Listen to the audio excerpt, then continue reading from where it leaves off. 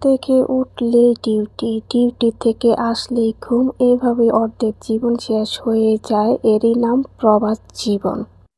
আমার কোনো দুঃখ নেই, যা আছে সেটা অপূর্ণতা, অভিযোগ আর নিজের প্রতি এক আকাশ সমান ঘৃণা। আসলেই প্রবাস জীবন এরকম। আর তারপরও হাসি খুশি থাকার মানুষের চেষ্টা করে, আমিও চেষ্টা করি সবসময় হাসি খুশি এবং ভালো থাকার, আর একটু ঢং করা। কি দেখেন আপনারা? আপনারা একদম পচা মানুষ।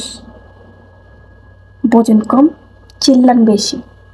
কেন কেন বোঝেন কম, চিল্লান বেশি? মুখে মধু দেয় নাই ছোটবেলা?